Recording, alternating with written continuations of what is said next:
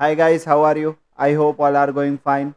तो जैसे कि देखिए, हमने प्रीवियस वीडियो में क्या है साइबर, क्यों आवश्यकता है साइबर सिक्योरिटी की, वो सारी चीज़ें हमने समझी सुनी। आज पूरी दुनिया जो वर्चुअल वर्ल्ड बनने जा रही है, डिजिटल बनने जा रहा है, और अगर आपको साइबर सिक्योरिटी का नॉलेज नहीं है तो मुझे ऐसा लग रहा है कि भविष्य में आपको कोई भी ठग के चला जाएगा। तो नो डाउट आपको साइबर सिक्योरिटी के बारे में मैं अच्छा से अच्छा ज्ञान दे पाऊँ इस पूरी सीरीज के अंदर, तो मुझे अच्छा लगेगा। आज हर कोई साइबर सिक्योरिटी सीखने जा रहा है, पर आपको क्या लगता है साइबर सिक्योरिटी का नॉलेज लेने से पहले आपको कितनी चीज़ें पता होनी चाहिए? वो मैं इस वीडियो के माध्यम से आपको क्लियर करने वाला हूँ। अगर कोई भी बंदा, कोई भी इंटर्न्स, कोई भी स्टूडेंट्स अगर साइबर सिक्योरिटी का कोर्स करने जा रहा है, तो उससे पहले उससे टोटल 7 चीजें, और वो भी डेप्थ लेवल में, उसे क्लियर होनी चाहिए। मैं आपके सामने ये सातों के सातों चीज एक एक करके विथ प्रैक्टिकल, विथ थियोरिटिकल आपको पहले क्लियर करवाऊंगा। उसके बाद हमारी ओरिजिनल साइबर सिक्योरिटी की सीरीज चालू होगी। आज साइबर सिक्योरिटी की बात करूं, साइबर की बात करूं, तो हमें कॉमन सेंस की बात है। मैं आपको नॉर्मल चीज बताता हूं कि आज एक सिंपल बात समझिए। कोई वेब एप्लीकेशन है, किसी वेब एप्लीकेशन से कोई फ्रॉड कर रहा है, कोई मोबाइल एप्लीकेशन से फ्रॉड कर रहा है, कोई आपके डिवाइस को ऑपरेट करके फ्रॉड कर रहा है।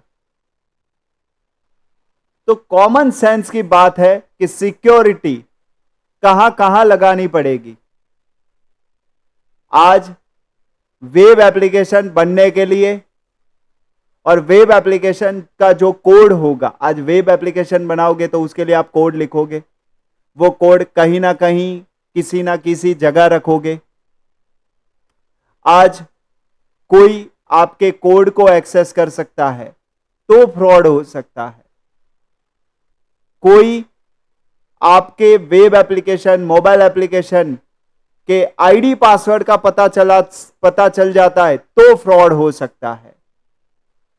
तो टोटल साइबर सिक्योरिटी अगर सीखे, उससे पहले आपको कितनी चीज क्लियर होनी चाहिए, कितनी टेक्निकल स्किल्स आपको क्लियर होनी चाहिए, वो आज मैं आपके इस वीडियो के माध्यम से क्लियर करवाने वाला हूं। तो इधर आपको देखने को मिल रहा होगा कि सबसे पहला पॉइंट है नेटवर्किंग फंडामेंटल्स। क्योंकि जहां पे भी बात डिजिटल वर्ल्ड, वर्चुअल वर्ल्ड की आती है, तो पूरा वर्चुअल वर्ल्ड किस पर डिपेंडेंट है? नेटवर्किंग पर। कॉमन सेंस की बात है। आज इंटरनेट लैपटॉप के साथ कनेक्ट होता है किसके थ्रू? तो कि वाइड एरिया नेटवर्क के थ्रू। तो अगर आपको वाइड एरिया नेटवर्क का ही नॉलेज नहीं है, how can protect, how can, अगर आप साइबर सिक्योरिटी में टूल सीख भी लोगे, फिर भी अगर आपको नेटवर्किंग के बारे में पता नहीं होगा, तो आप कैसे आपके डेटा, आपके डिजिटल सिस्टम को आप प्रोटेक्ट कर पाओगे?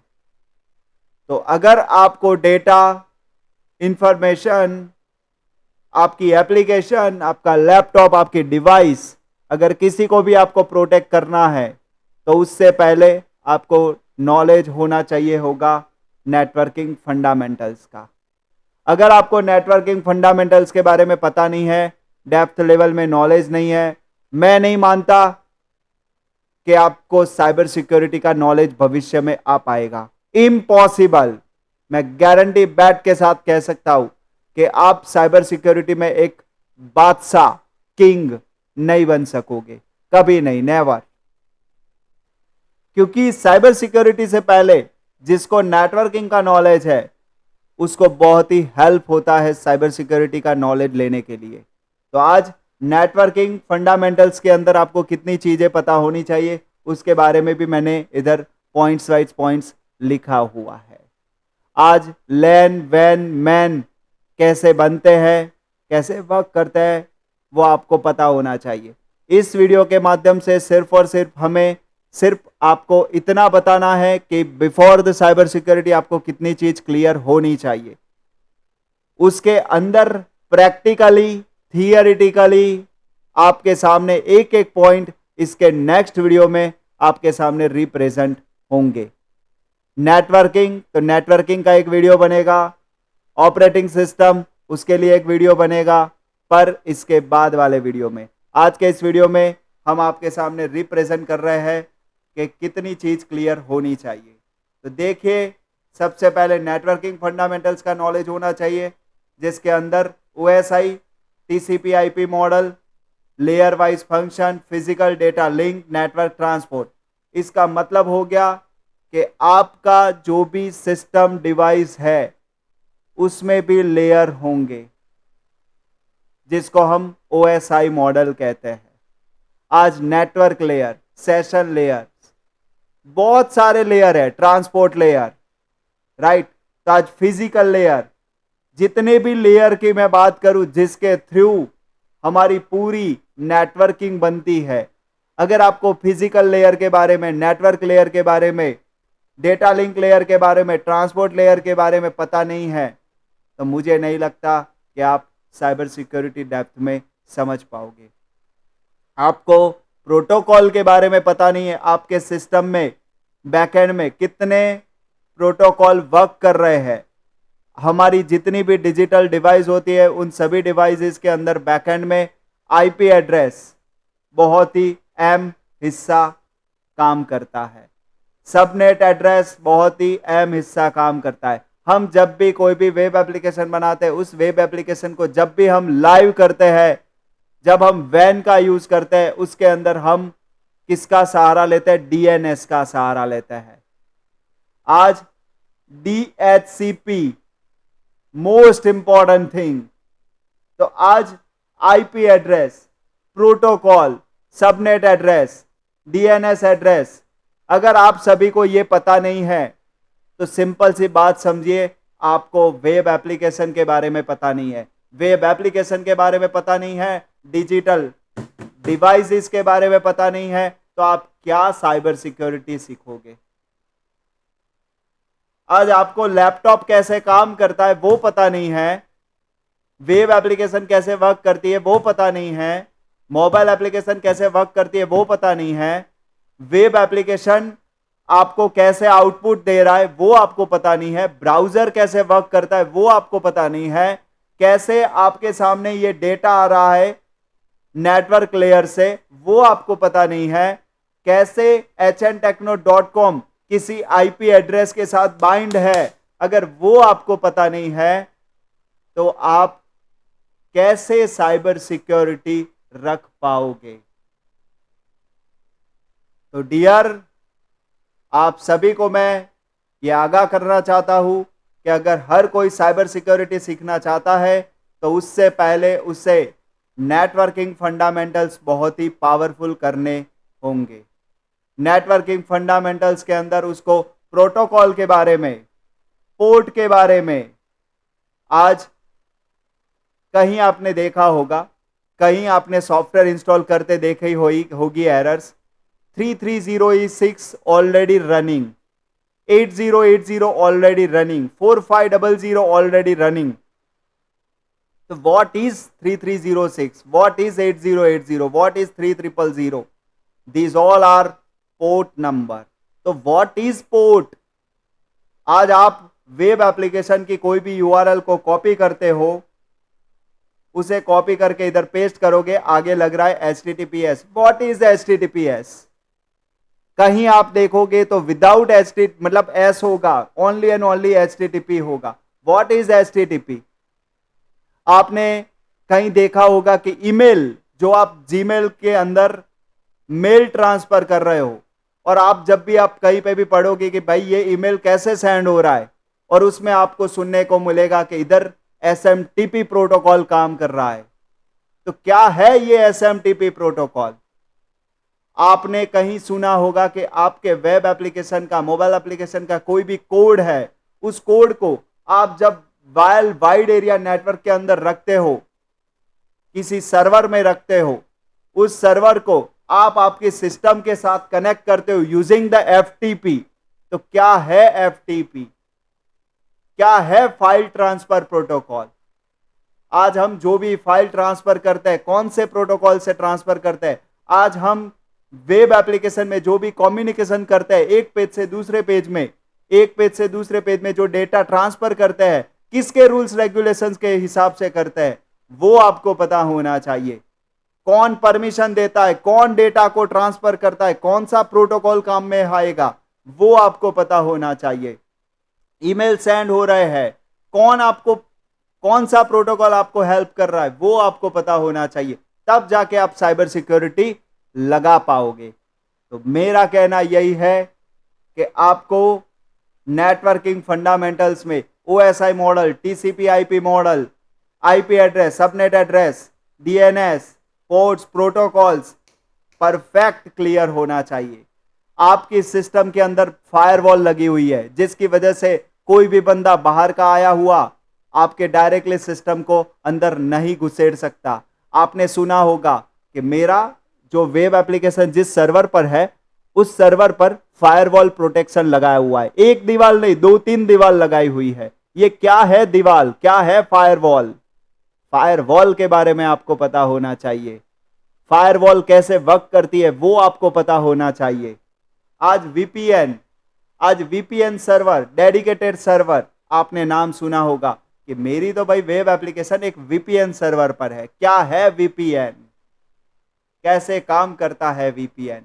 नो डाउट अगर कोई बंदा ये फर्स्ट टाइम वीडियो देख रहा है, अगर जिस किसी को आईटी के बारे में नॉलेज ही नहीं है, और अगर वो डायरेक्टली साइबर सिक्योरिटी चालू करने जा रहा है, आई होप कि उसके लिए ये एक बेहतरीन एडवाइस रहेगी कि before the cyber security start उसको कितनी चीजें, टेक्निकल स्किल्स क्लियर होनी चाहिए, वो इस वीडियो के माध्यम से उसको क्लियर होगी और वो आगा हो जाएगा। और वो सबसे पहले इतने कंसेप्ट क्लियर करेगा।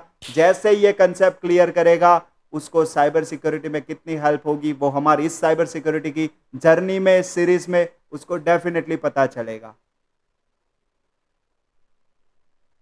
आज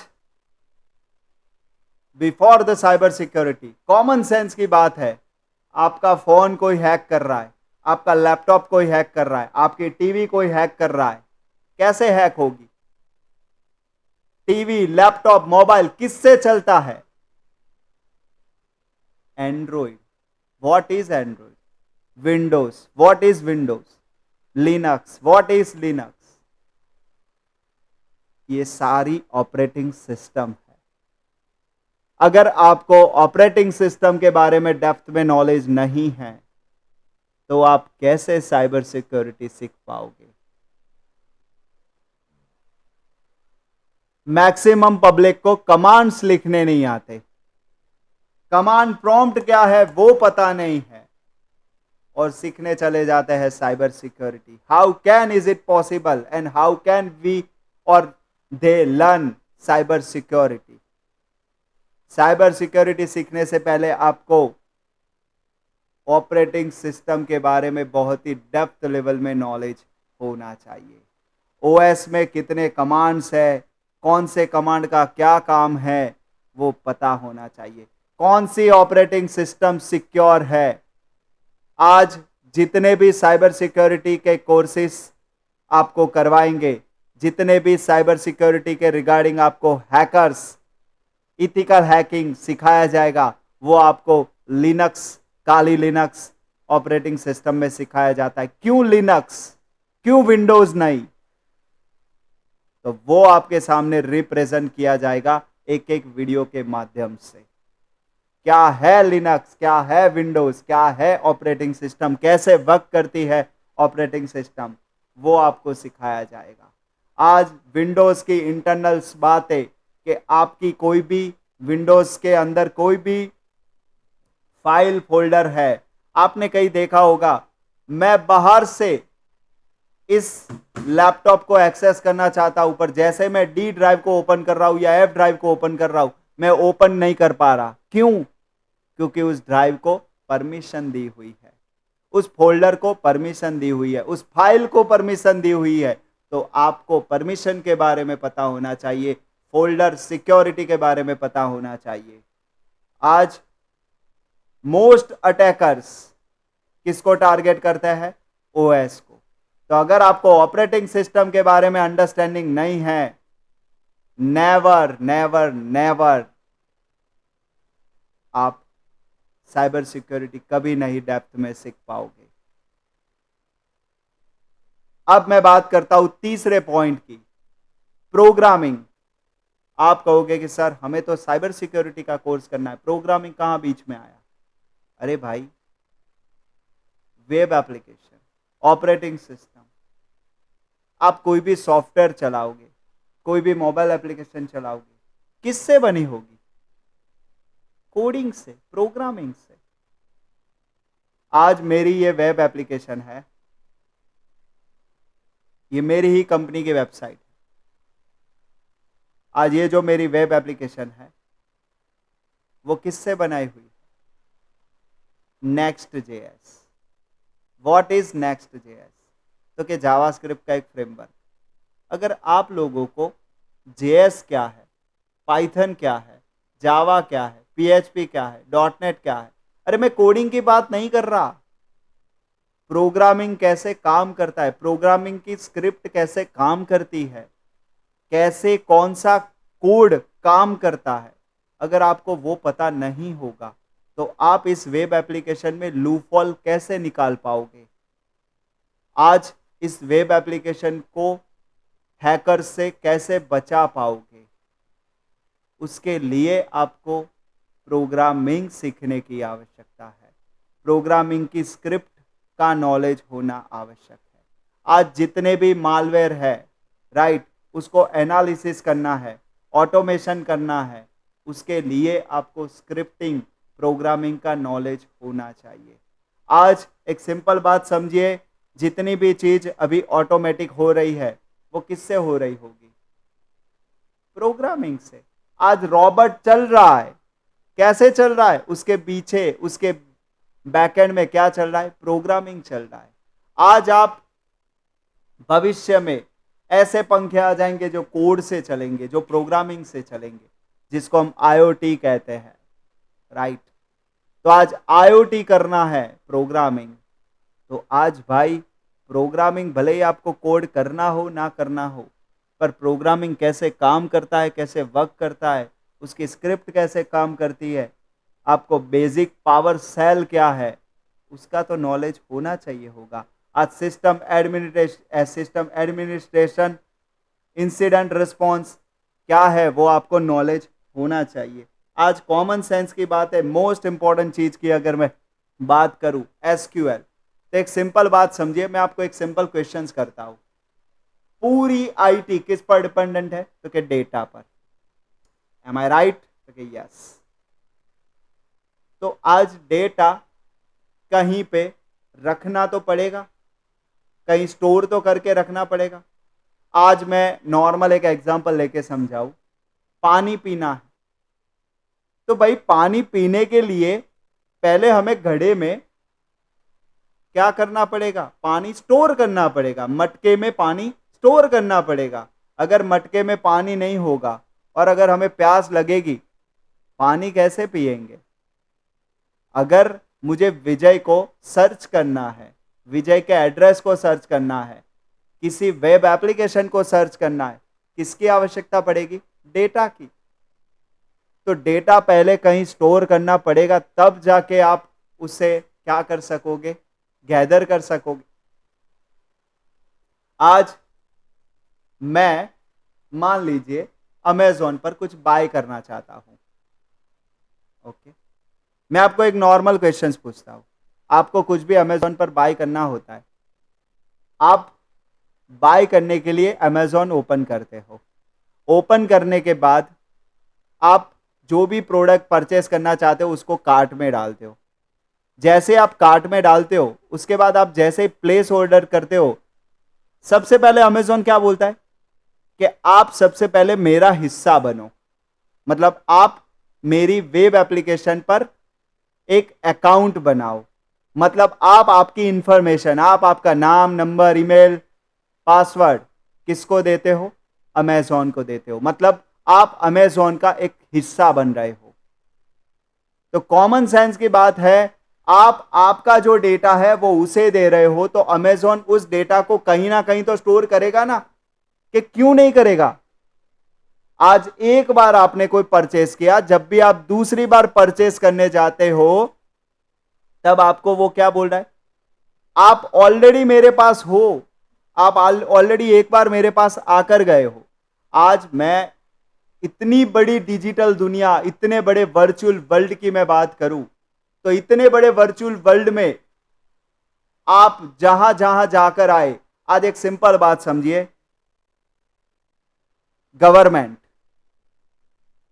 आज आपको पता है इधर मैं जो बोल रहा हूं, जो मैं ये वीडियो बना रहा हूं, वो भी गूगल को पता है। क्यों पता है? क्योंकि गूगल पर मेरा अकाउंट है, गूगल के पास मेरा डेटा है।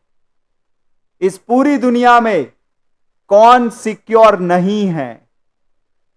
कौन सिक्योर नहीं है? मुझे नहीं लगता कि कोई भी बंदा सिक्योर नहीं है। सारे के सारे अनसिक्योर है। कौन सिक्योर है?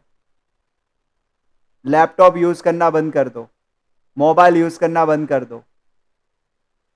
5 साल तक जितने भी अकाउंट्स बनाए थे आपने अब तक के लाइफ में, जहां जहां पे भी आपने डेटा दिया हुआ है आपका, उन सभी डेटा को डिलीट कर दो। सारी डिजिटल दुनिया से आप दूर हो जाओ, आप हो गए सिक्योर। आपको कोई साइबर सिक्योरिटी की आवश्यकता नहीं है। पर अगर आपको इस डिजिटल दुनिया में रहना है, इस वर्चुअल वर्ल्ड में रहना है, तो साइबर भी आएगा और साइबर सिक्योरिटी भी आएगी। और आपको साइबर सिक्योरिटी का नॉलेज आवश्यक होगा, होगा और होगा ही। अगर साइबर सिक्योरिटी नहीं पता, वंस अगेन आई से, आपको कोई भी ठग के चला जाएगा। मैं ऐसा नहीं कह रहा कि मुझे सब पता है, बस पर पता करने की एक एक पल कोशिश अवश्य कर रहा हूं। और जो जो पता लगता है वो मैं हमेशा हर किसी को शेयर करने की कोशिश करता हूं, ताकि हर किसी को नॉलेज मिले और वो भविष्य में आने वाले इस विनाश के आगे प्रिपेयर होके रहे। आज मैं विजय प्रजापति आपको एक एडवाइस देना चाहूंगा कि जो भी आने वाला भविष्य है वो बहुत ही विकराल स्वरूप लेने वाला है। क्योंकि पूरी दुनिया, अभी तो फिर भी वर्चुअल वर्ल्ड पूरा होना बाकी है, पर भविष्य पूरा वर्चुअल वर्ल्ड होगा। और जहां पे भी वर्चुअल वर्ल्ड होगा, मुझे नहीं लगता कि आप टिक पाओगे। आप खा रहे होगे और आपके बगल वाले को पता होगा कि ये क्या खा रहा है। सोच लीजिए, सिर्फ अभी इतना नॉलेज है तो इतना हो रहा है, तो भविष्य में क्या क्या होगा आपने सोचा नहीं होगा, समझा नहीं होगा, वो होगा। तो आप सभी को साइबर सिक्योरिटी के बारे में नॉलेज होना आवश्यक है। मैं Vijay, web developer, mobile application developer, AIML developer, फिर भी मैं ये साइबर सिक्योरिटी की जर्नी चालू कर रहा हूं। क्यों? क्योंकि मैं खुद भगवान की कृपा से प्रोटेक्ट होना चाहता हूं, कर्म करना चाहता हूं, साइबर सिक्योरिटी का नॉलेज लेना चाहता हूं, वो भी डेप्थ लेवल में। और मेरे पास जो भी नॉलेज है वो मैं लोगों तक पहुंचाना चाहता हूं, ताकि भविष्य में आने वाले इस अटैक को लोग बचा सके। तो आज मैं जो बात करने जा रहा था एसक्यूएल की, what is SQL? This is the DBMS system. ये एक डेटाबेस मैनेजमेंट सिस्टम है। आप सभी को डेटाबेस मैनेजमेंट सिस्टम के बारे में पता होना चाहिए कि किस तरीके से डेटाबेस मैनेजमेंट सिस्टम चलती है, क्या है उसके लेयर्स, वो कौन से पोर्ट पर चलती है, कैसे डेटाबेस में किसी फाइल में डेटा रीड राइट करती है, कौन से फॉर्मेट में करती है, उस फॉर्मेट का टाइप कौन सा होगा। आज जो भी डेटा स्टोर हो रहा है वो कोई ना कोई फॉर्मेट में हो रहा होगा। उस डेटा तक पहुंचने के लिए हम क्या क्या कर सकते हैं, उसका नॉलेज हमें होना चाहिए। अगर हमें कोई भी सिक्योरिटी टेस्टिंग और ऑटोमेशन करना होगा, हमें प्रोग्रामिंग स्क्रिप्टिंग नॉलेज का बहुत ही डेप्थ लेवल में नॉलेज होना चाहिए होगा। अब मैं बात करता हूं आगे सिक्योरिटी कंसेप्ट्स की। कई लोगों ने सुना होगा कि सर, मैंने ऐसी बातें सुनी हुई है कि साला मैं डेटा स्टोर कर रहा हूं, विजय मेरा नंबर, मेरी ईमेल आईडी, और जहां पे भी डेटा स्टोर हो रहा है वो कुछ इंक्रिप्टेड फॉर्मेट में स्टोर हो रहा है। मतलब ह्यूमन को डायरेक्टली समझ आ जाए उस फॉर्मेट में नहीं स्टोर हो रहा है। मतलब आज किसी भी डीबीएमएस सिस्टम, कहीं पे भी डेटा की बात करूं तो वहां सब जगह अगर सिक्योरिटी रखनी है या रखी हुई है तो उन लोगों ने पहले ही इन सभी एल्गोरिदमों पर काम किया हुआ होगा। आज कोई भी वेब एप्लीकेशन है, मैं ऐसा नहीं कह रहा कि मेरी वेब एप्लीकेशन सिक्योर है, क्योंकि वैसे भी मैं तो कुछ बनाता ही नहीं हूं। मेरी कंपनी में जितने भी प्रोजेक्ट्स मैक्सिमम डेवलप अभी हो रहे हैं वो सारे मेरे इंटर्न्स, जो मेरे अंडर ट्रेन हुए स्टूडेंट्स हैं, वो लोग डेवलप कर रहे हैं। तो मेरी ये जो एचएन टेक्नो की वेबसाइट है वो भी मेरे अंडर ट्रेन हुए इंटर्न्सों ने बनाई हुई है। आज एक सिंपल सी बात समझिए, मैं सिक्योरिटी कंसेप्ट्स की बात करूं तो सिक्योरिटी कंसेप्ट्स के अंदर CIA ट्राइड, मतलब कॉन्फिडेंशियलिटी, इंटीग्रिटी एंड अवेलेबिलिटी। मतलब कहना चाहूं तो सिक्योरिटी कंसेप्ट्स में आप सभी को यह पता होना चाहिए कि कितने एल्गोरिदम है, इंक्रिप्शन डिक्रिप्शन के टोटल कितने एल्गोरिदम्स है, सारे एल्गोरिदम कैसे काम करते हैं। मैं ऐसा नहीं कह रहा कि आपको प्रोग्रामिंग सीखना है, मैं ऐसा नहीं कह रहा कि आपको एल्गोरिदम्स बनाने हैं, पर एल्गोरिदम कैसे काम कर रहे होंगे वो तो आपको पता होना चाहिए। आज इंक्रिप्शन एल्गोरिदम कितने हैं वो तो पता होने चाहिए। आज AES algorithm, RSA algorithm, hedging algorithm, SHA-256 MD file algorithm, कौन सा एल्गोरिदम डिक्रिप्ट हो पाएगा, कौन सा एल्गोरिदम डिक्रिप्ट नहीं हो पाएगा, कौन सा एल्गोरिदम की के थ्रू इंक्रिप्शन करता है, कौन सा एल्गोरिदम की के थ्रू डिक्रिप्ट होगा, कौन सा एल्गोरिदम की के थ्रू इंक्रिप्ट होगा पर डिक्रिप्ट नहीं होगा, कौन सा एल्गोरिदम सिर्फ एनकोडिंग डिकोडिंग करता है। तो अगर हमें यही पता नहीं है, how can we will learn cyber security.